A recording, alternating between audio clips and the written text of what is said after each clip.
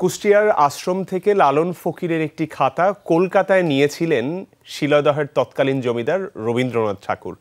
১৩৩ বছরের প্রাচীন সেই খাতাটি উদ্ধার করেন লালন গবেষক শক্তিনাথ ঝা।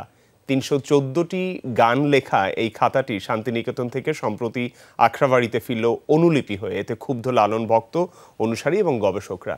তাদের দাবি, মূল খাতাটি যেহেতু গবেষণাযোগ্য পাণ্ডুলিপি, তাই তা সাধুদের আশ্রমে ফেরত দেয়া হোক।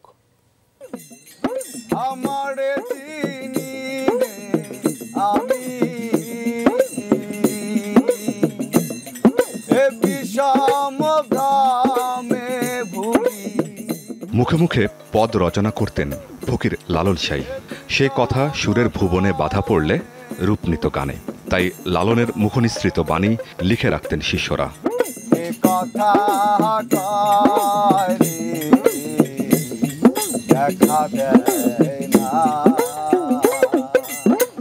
লালনের জীবদ্দশায় ভোলাই শাহ সহ কয়েকজন গানগুলো লিপিবদ্ধ করার উদ্যোগ নেন। কয়েকটি খাতায় লেখা হয় ৫০০-র বেশি গান।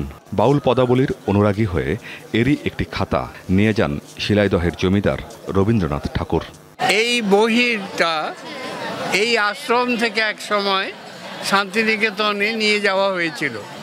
রবীন্দ্রনাথ এটা ব্যবহার করেছিলেন, তার প্রমাণ আছে। মুন্সে মতিলাল দাস দিয়ে চলে গেছে। আর একটা খাতা রবি ঠাকুর খাতাটা নিয়ে চলে গেছে। চিঠি দিয়েছি, জানিয়েছি, লোক দিয়ে খবর পাচ্ছি, কিন্তু খাতা ফেরত পাচ্ছি না। সবাই হেসেছে যে এরকম কথা তো বলেই। এই সেই খাতা ভোলাই শাহর, যে খাতাটা আমরা শান্তিনিকেতনে পেয়েছি।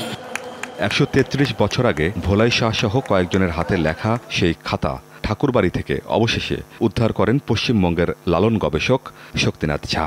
শান্তিনিকেতনে খাতাটি জমা দেওয়ার পর তারই একটি অনুলিপি কুষ্টিয়ায় লালন একাডেমিতে দেয়া হয়েছে সম্প্রতি। আমি নীতিগতভাবে মনে করি এখান থেকে নিম্নবর্গের মানুষের কাছ থেকে খাতাটা নিয়ে যাওয়া হয়েছে, এখানে আসুক। খাতায় ভোলাই শাহ সহ অনেকেরই নাম, তারিখ ও সই রয়েছে। লালন অনুসারীদের দাবি, খাতাটি প্রামাণ্য এক দলিল, তাই অনুলিপি নয়, আসল খাতাটি ফেরত আসুক।